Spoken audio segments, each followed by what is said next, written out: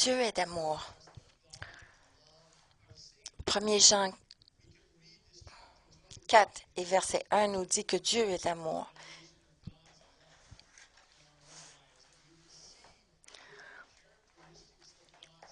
On peut voir bien des caractéristiques de l'amour de Dieu et comprendre qui il est et son cœur pour nous. Alors, si vous avez votre parole,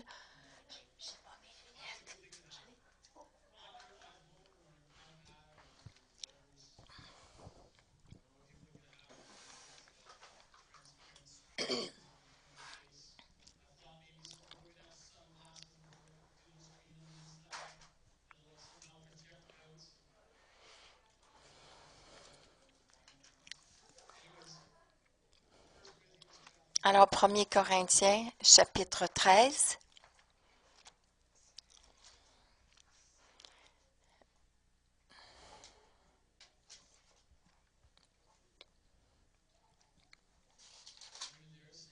Alors, lorsque vous êtes là, dites Amen. Lorsque vous avez trouvé, dites Amen. Amen.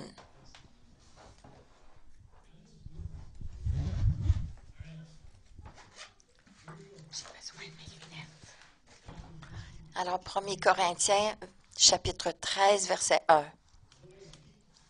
Quand je parlerai en langue, celle des hommes et celle des anges, s'il me manque l'amour, je ne suis qu'un métal qui résonne, une cymbale retentissante. Quand j'aurai le don de prophétie, la science de tous les mystères, de toute la connaissance, quand j'aurai la foi la plus totale, celle qui transporte les montagnes, s'il me manque l'amour, je ne suis rien. Quand je distribuerai tous mes biens aux affamés, quand je livrerai mon corps aux flammes, s'il me manque l'amour, je n'y gagne rien. On doit être motivé par l'amour, comme Jésus l'était. Jésus était motivé par l'amour et la compassion. Il était tellement focusé sur son Père, Dieu le Père, qu'il faisait ce que Dieu fait et il dit ce que Dieu dit.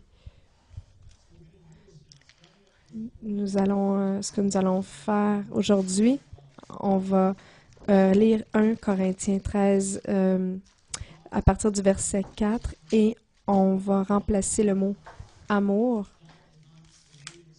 par le mot suivant.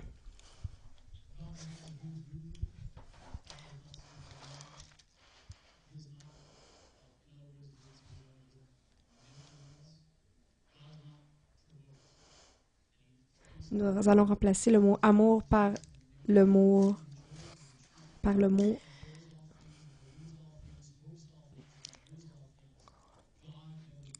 Dieu ne le mot faillit jamais. amour.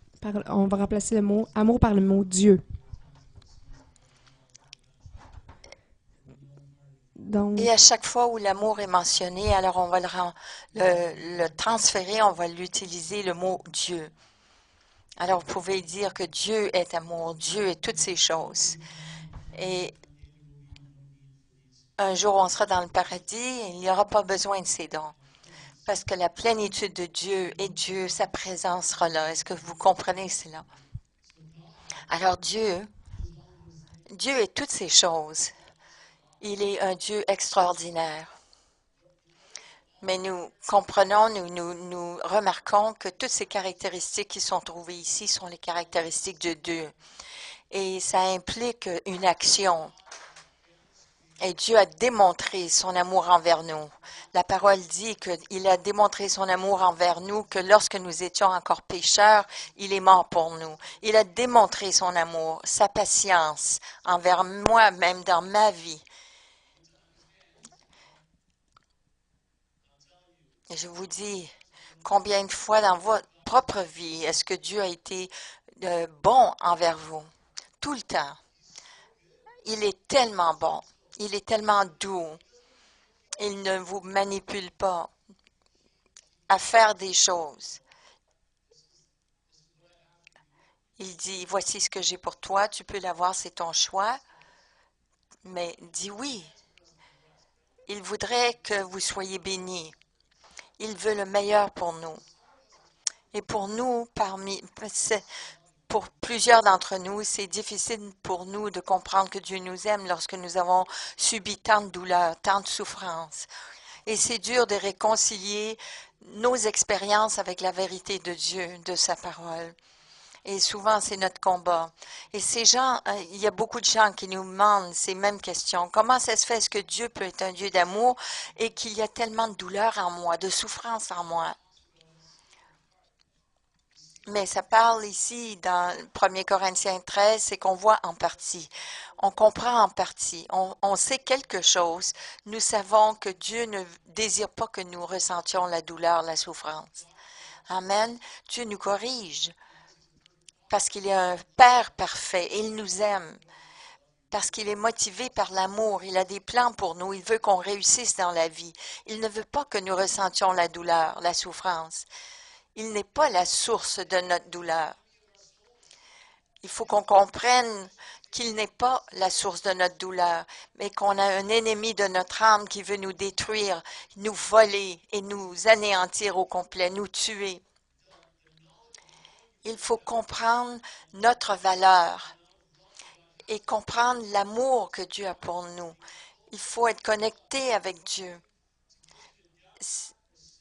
Si l'ennemi peut en arriver à détruire cette pensée, à détruire cette sécurité que Dieu a pour vous et cet amour qu'il a pour vous, alors il a réussi son plan. Si l'ennemi peut diviser cela, il va essayer de vous faire comprendre ce mensonge parce qu'il vous déteste. Même que vous ne le reconnaissiez pas, il est présent dans votre vie. Et lorsque vous ne le reconnaissez pas, il a la liberté de faire ce qu'il veut. Et dans le média, à la télévision, partout, il va être très évident. Il amène le surnaturel et la sorcellerie et il vous fait comprendre que ce n'est pas vrai. Il se cache, mais en pleine vue.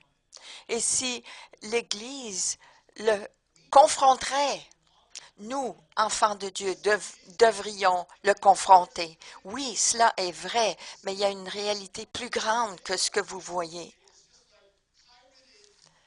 Et c'est vraiment la puissance piratée. C'est comme Dieu a cette puissance illimitée et l'ennemi prend un petit peu de cela et le met en évidence devant tout le monde pour dire que c'est de la fantaisie. Il ne veut pas qu'on voit la réalité et la vérité de Dieu. Il veut tellement qu'on soit religieux, qu'on soit offensé par quelque chose qui est près de la réalité. Dieu veut nous remplir de son amour. Il veut que nous soyons tellement remplis, que nous soyons sécurisés dans la puissance et l'amour de Dieu. Alors l'ennemi va essayer de venir entre nous et Dieu. Jean 10,10 nous dit que l'ennemi vient pour détruire, voler, détruire et détruire et tuer. Mais Dieu est venu pour nous insuffler la vie. Satan était un ange qui a été créé par Dieu, mais n'est pas créé à l'image de Dieu. Mais nous sommes créés à l'image de Dieu. Nous avons le Zoé, la vie de Dieu qui a été insufflée en nous. Cette vie de Dieu qui est en dedans de nous. Lucifer n'a pas cela. Il n'a aucune autorité autre que ce que nous lui donnons, parce que Dieu nous a donné l'autorité. Alors il va essayer de vous mettre, de vous faire, de vous allier avec lui, pour être d'accord avec lui. Vous avez l'autorité, comme Beth a démontré ce matin. Elle priait pour elle-même parce qu'elle sait qu'elle a l'autorité. Vous savez que vous pouvez, parce que vous avez l'autorité de Dieu, pour que Dieu soit glorifié dans votre vie.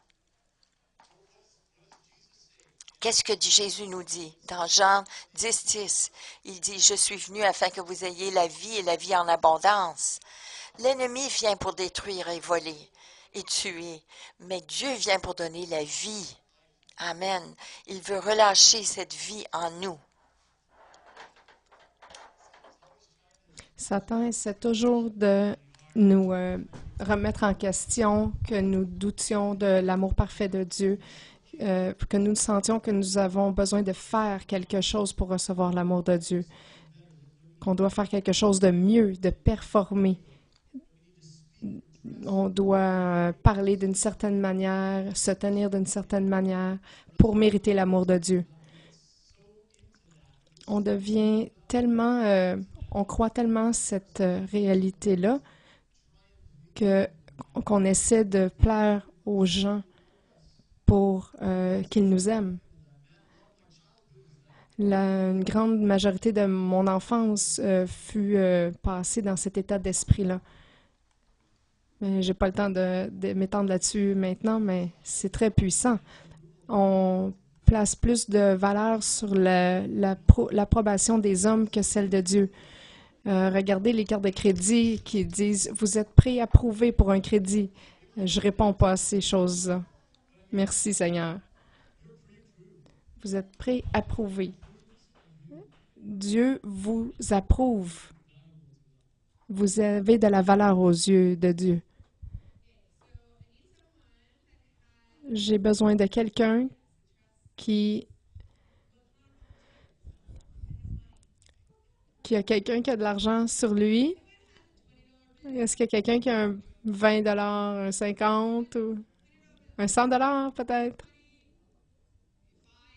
Un 5, c'est correct. Ah, attends. OK. On a un 20 $.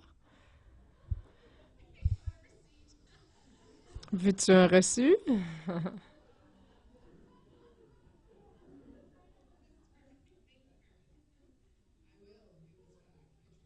Je vais te le redonner. Je me fais confiance, je vais te le redonner. Alors, qu'est-ce que c'est? 20 $, oui.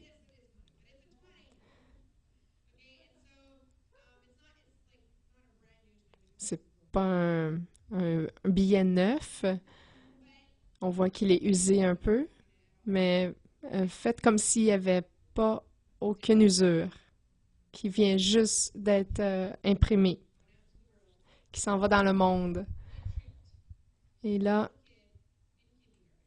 il se fait piétiner par les enfants à la garderie. Un professeur vous aime pas.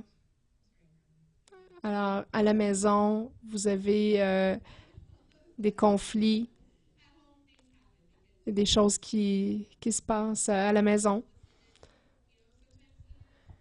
Même parfois, on peut être blessé par les gens même de l'Église, parce qu'on est tous en apprentissage.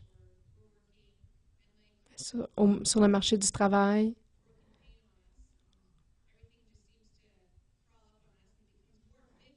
alors, toutes ces choses nous arrivent et on devient tout petit, tout rétréci, plié, blessé. Alors, nous devenons tout petits.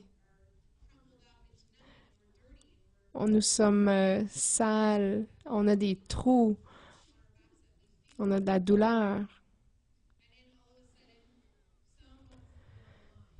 Et tout à coup, quelqu'un arrive et dit, « Est-ce que tu connais l'amour de Christ? » Alors, on y a un petit peu de curiosité pour la semence qui est plantée. Et quelqu'un d'autre arrive et « Est-ce que tu connais l'amour de Dieu? » Et là, il y a une autre semence qui est plantée, qui est grandie. Et là, il y a un peu de guérison qui arrive parce qu'on rencontre ces gens qui ont vécu ce même processus de guérison-là. Parce qu'il y a beaucoup de 20 $ tout pliés et usés dans le monde. Et là, tout à coup, notre cœur est complètement ouvert. C'est tout fripé, mais on peut voir notre valeur parce que notre cœur est ouvert. Qu'est-ce que Dieu voit? Un billet de 20 $, fraîchement imprimé. Alors, même si c'était plié et fripé, Dieu voit toujours notre valeur, la valeur de notre cœur, les dons qu'ils nous ont donnés, l'amour qu'ils déversent en nous. Et moi, je trouve ça merveilleux. Parce que même, il nous voit plus qu'un 20 $, il nous voit comme des 100 $, des 1000 $, même un bijou sans prix. Il ne peut même pas mettre un prix sur nous. C'est à ce point-là qu'il nous aime.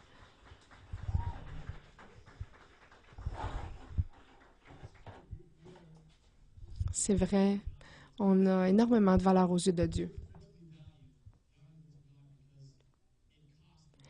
Parce que ça a coûté le prix ultime. Dans Jean 3, 16, tout le monde connaît ce verset. Mais je vais vous expliquer la semaine prochaine quel est le but de l'usage de Dieu. Mais Dieu a tellement aimé le monde qu'il a donné son Fils unique, afin que quiconque croit en lui ne périsse point, mais ait la vie éternelle.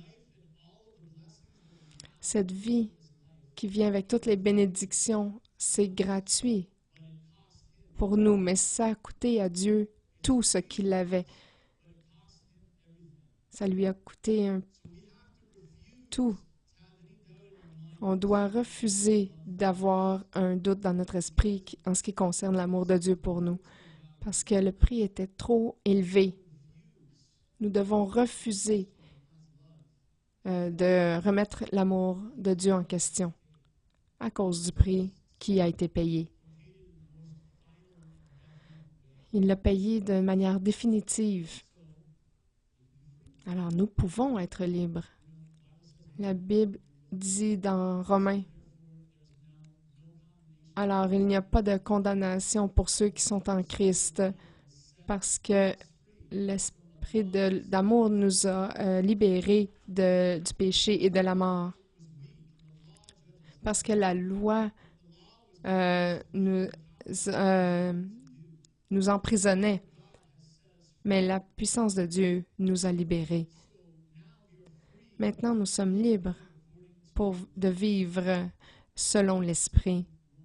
Dans Romains 8, verset 5, ceux qui vivent selon la chair ont leur esprit sur les choses de la chair, mais ceux qui vivent selon l'Esprit mettent leur focus sur l'Esprit. J'aimerais partager un peu avec vous.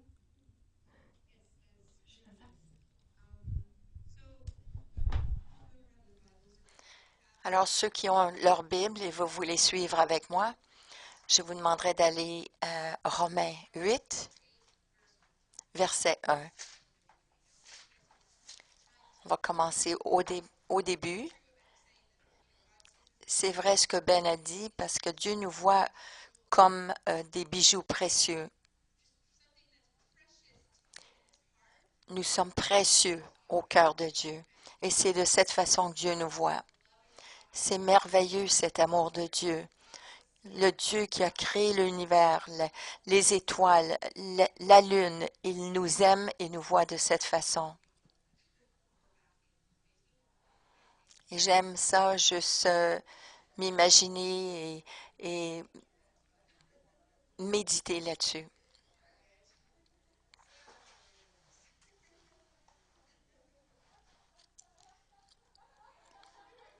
Alors ce verset dit,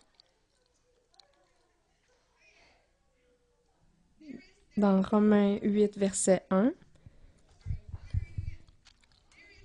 il y a donc maintenant plus aucune condamnation pour ceux qui sont en Jésus-Christ, car la loi de l'Esprit qui donne la vie en Jésus-Christ m'a libéré de la loi du péché et de la mort.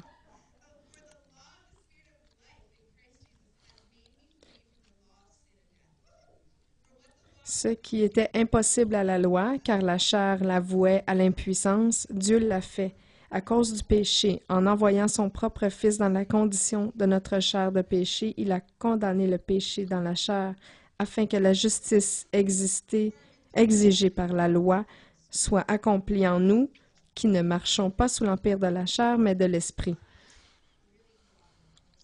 Ce, ce dernier verset, ceux qui vivent selon la chair, qui mettent leurs pensées sur la chair. Ils pensent aux choses de la chair, mais ceux qui vivent selon l'esprit marchent selon l'esprit.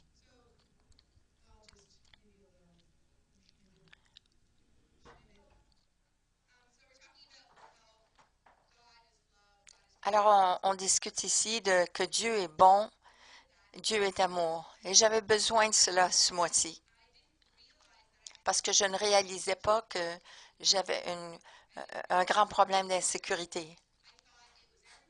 Je croyais que c'était la faute de tout le monde. Je croyais que c'était les gens qui ils m'ignoraient, qui me faisaient du mal.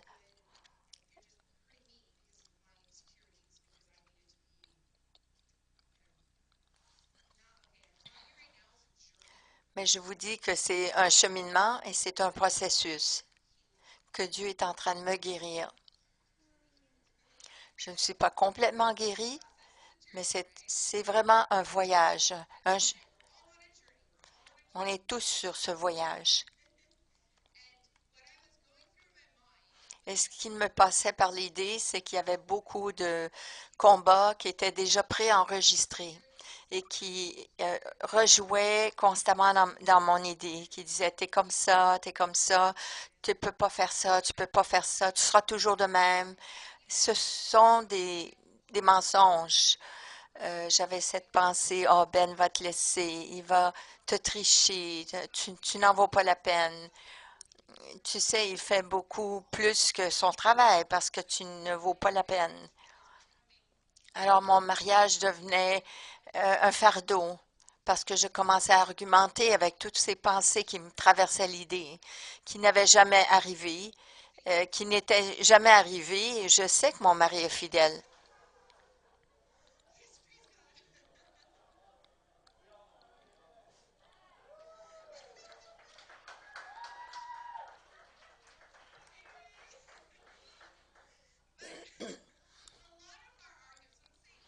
Beaucoup de nos arguments auraient pu être résolus si je n'avais pas eu ces problèmes d'insécurité. Est-ce que j'aurais pu me questionner et dire est-ce que ça va changer ma vie ou est-ce que ça n'aura pas d'importance demain? Alors, pourquoi je me posais la question, pourquoi est-ce que j'amène ce sujet-là? Même mon amie, j'étais jalouse d'elle.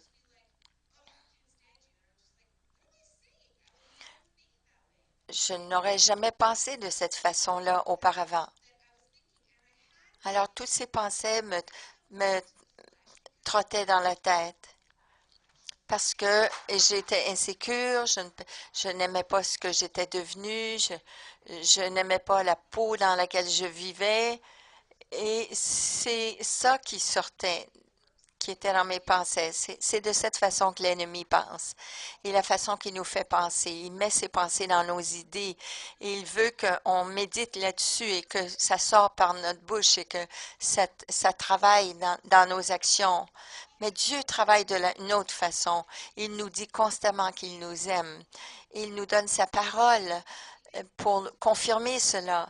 Et maintenant, on commence à y penser et on commence à le dire, le confesser de la bouche, et puis ça vient et ça change nos vies et ça change notre cœur. Alors moi, je faisais l'inverse. Je pensais seulement à moi.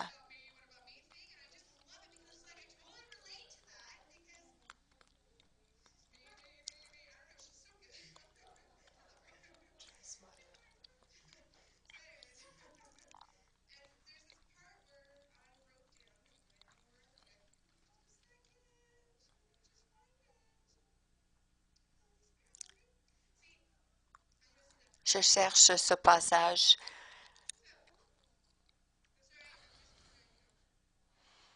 Veuillez m'excuser.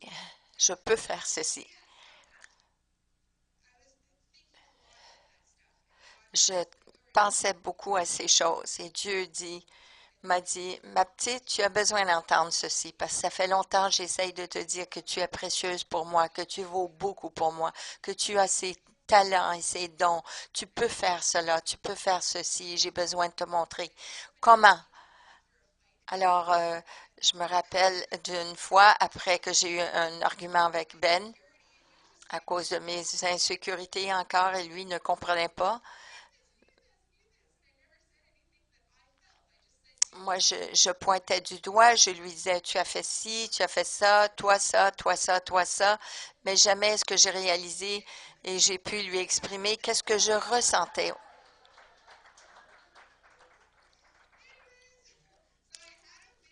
Alors, Dieu m'a donné cette vision il y a à peu près 3 semaines. Alors, je ressentais un peu comme ce 20 $ qu'on a vu tout à l'heure. Et cette vision était ceci. En réalité, j'étais sur le bord de mon lit et je pleurais. Et je savais que ce n'était pas moi et ce que Dieu m'avait créé pour être. Mais dans cette vision, Jésus était assis sur le bord du lit. Et il se tourne et me tient par la main. Et moi, j'avais le choix de prendre sa main.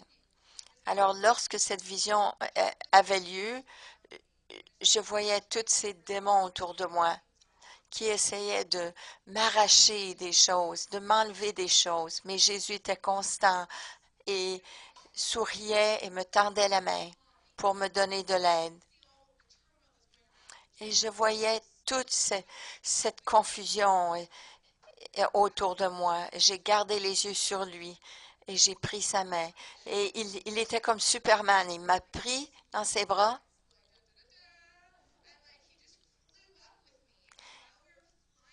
Et là, il s'est mis à voler. Il me tenait dans ses bras. Tous ces démons nous suivaient parce que je ne les avais pas laissés.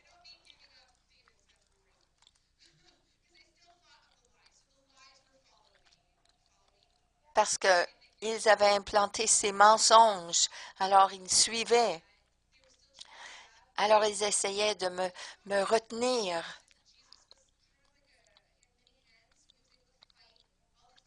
Et Jésus était vraiment comme Superman.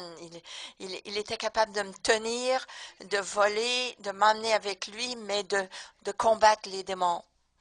Alors là, on a dépassé le premier ciel. C'était vraiment beau.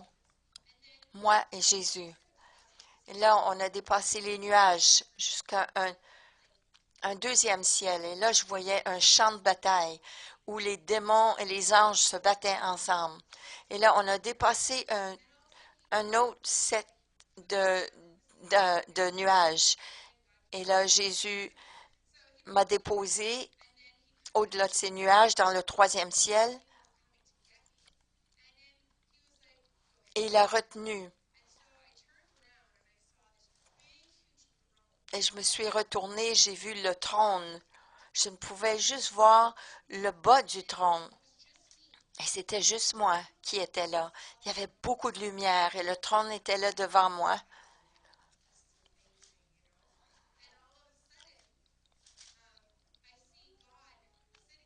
Et là, je vois Dieu qui était assis là et qui tenait un bébé. Comme vous savez, Ben et moi, on essaye d'avoir d'autres enfants. Et là, on a compris que Dieu est au contrôle des choses. C'est lui qui est dans les plans. Alors là, j'ai vu que Dieu tenait ce bébé dans les bras. Et là, j'ai vu cet enfant avec les lèvres qui étaient un peu croches. Et Dieu a dit, à cause de tes insécurités, euh,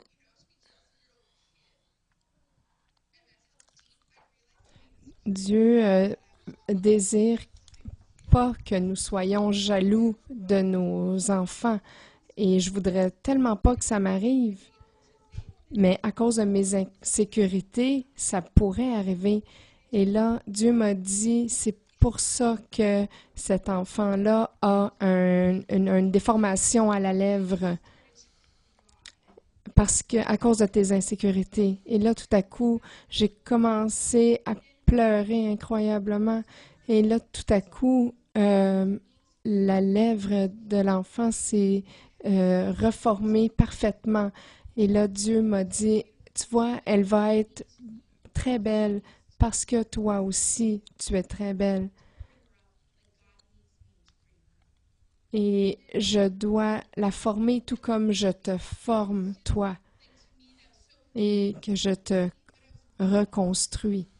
Et Dieu ne nous pousse jamais dans nos retranchements. Il est patient. Et écoutez, ça fait 5 ans qu'on n'a pas eu d'enfant, mais Dieu me prépare. Et Dieu dit, je veux te montrer comment je t'aime. Ça m'a complètement brisée et j'étais complètement défaite. Et je suis allée sur le site de Bible Gateway et j'ai vu Romains chapitre 8, verset 35, qui dit « Qui nous séparera de l'amour du Christ? La détresse, l'angoisse, la persécution, la faim, le dénuement, le danger, le glaive, selon qu'il est écrit, à cause de toi, nous sommes mis à mort tout le long du jour. Nous avons été considérés comme des bêtes de boucherie. Mais en tout cela, nous sommes plus que vainqueurs par celui qui nous a aimés. Oui, j'en ai l'assurance. Ni la mort, ni la vie, ni les anges, ni les dominations, ni le présent, ni l'avenir, ni les puissances, ni les forces des hauteurs et celles des profondeurs, ni aucune créature, rien ne pourra nous séparer de l'amour de Dieu manifesté en Jésus-Christ, notre Seigneur.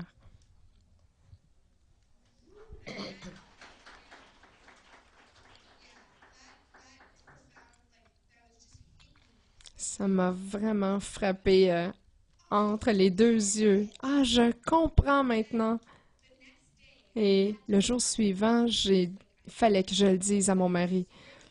Je lui ai dit que j'étais désolée pour tout ce que je lui avais fait traverser à cause de mon insécurité.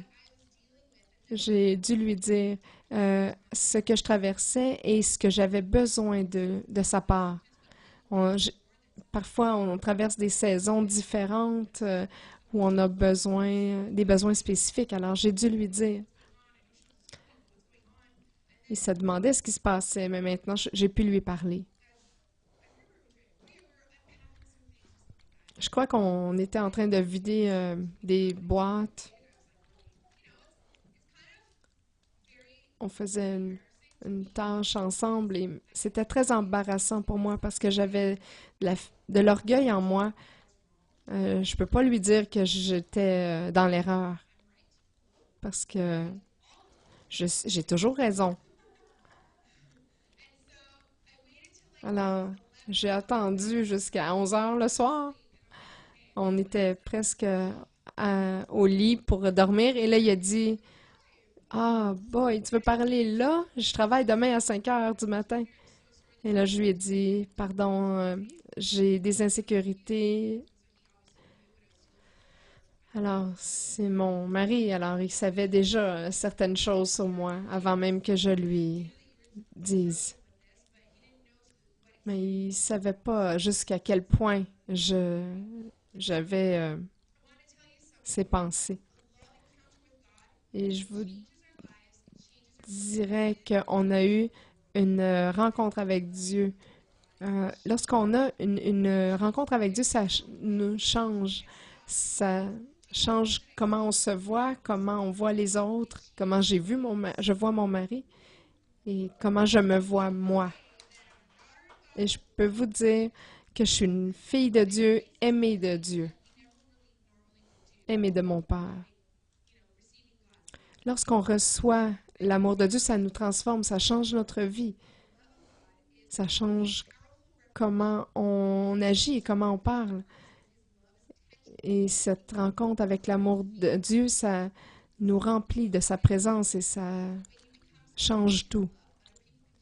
Les autres autour de nous peuvent sentir cet amour de Dieu, cet excès d'amour qui s'émane de nous. Il y a une chanson qui dit « Il me prend, il m'amène à la table de son banquet. » Et je me demandais d'où est-ce que ça vient ce verset-là. Je sais que ça vient de la Bible, mais je me souvenais pas où, et c'était dans le Cantique des Cantiques.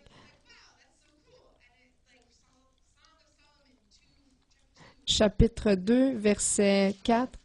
Cantique des Cantiques nous dit, il m'amène à la table du festin et sa bannière sur moi est l'amour. Auparavant, je voyais l'échec, tu ne vaux pas grand-chose, plein de choses qui étaient mauvaises, des mauvais mots qui étaient au-dessus de moi, mais ces mots-là ont disparu et tout ce que j'ai vu maintenant, tout ce que je vois, c'est amour. J'aimerais que vous visualisez cette bannière sur vous. Qu'est-ce que vous voyez sur vous? Qu'est-ce que vous voyez que Dieu a mis au-dessus de vous? Dieu a mis amour, fils, bien-aimé, ma fille. On aimerait que vous rencontreriez cet amour de Dieu. On aimerait vous donner cette occasion de recevoir Jésus dans votre cœur. Il n'y a aucun doute que Dieu vous aime. Et Dieu a tout fait son possible pour vous faire comprendre son amour pour lui, en envoyant son Fils mourir pour vous.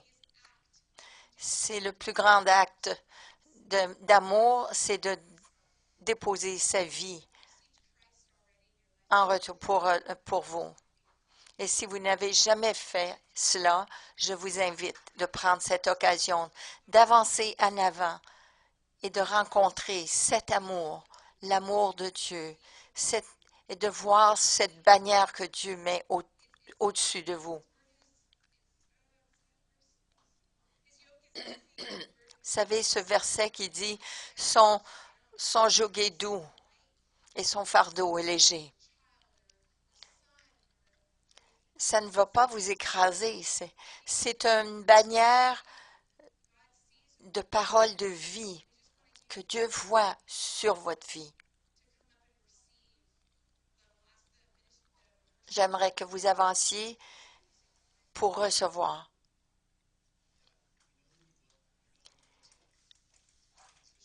Nous savons que nous devons faire cette transition et plus tard nous aurons un repas ensemble. Mais je vous dis sincèrement que si vous n'avez pas reçu Dieu et son amour dans votre vie, on a besoin de faire cela. Je vous invite à fermer vos yeux et on va tous prier ensemble. Et si cela est pour vous, alors priez avec moi. Si vous n'êtes pas prêt, je comprends cela. Mais je crois que Dieu frappe à la porte de votre cœur et que vous devez recevoir Dieu dans votre vie. Alors prions ensemble. Jésus, merci pour ton amour. Merci d'être venu mourir pour moi, d'avoir payé le prix pour mon péché, pour que je sois libre, libre de recevoir ton amour et d'aimer les autres. Je choisis de recevoir ton cadeau d'amour. Pardonne-moi de mes péchés. Lave-moi entièrement. Je veux être nouveau, une nouvelle personne. Merci. Merci pour ton sacrifice. Au nom de Jésus. Amen. Merci, Père, pour ton amour. Nous te remercions pour ton amour. Son amour est tellement profond qu'il restaure de façon qu'on ne penserait jamais possible. Dans les derniers 5 ans, j'ai crié à Dieu et j'ai dit, Seigneur, j'aime tellement mon épouse, mais je ne sais pas quoi dire d'autre. Mais vous savez, une rencontre avec l'amour de Dieu change tout.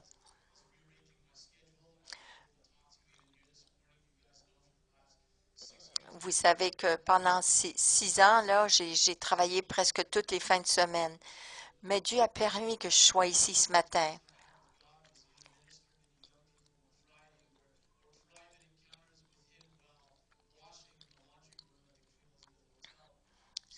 Dieu a permis que j'aie des temps avec lui, des rencontres avec Dieu, que ce soit avec la jeunesse ou même en faisant mon travail. Mais Dieu a changé ma cédule et j'ai pu réorganiser ma vie. Et ce que c'est vraiment de s'aligner avec les plans de Dieu pour notre vie. Et nous sommes contents de voir que Dieu restaure même notre vie de couple.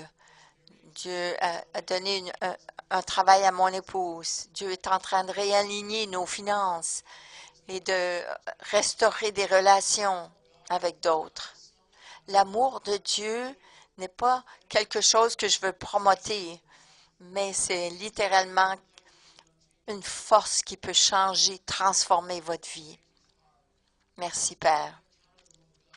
Si vous voulez rencontrer cet amour de Dieu, je vous invite.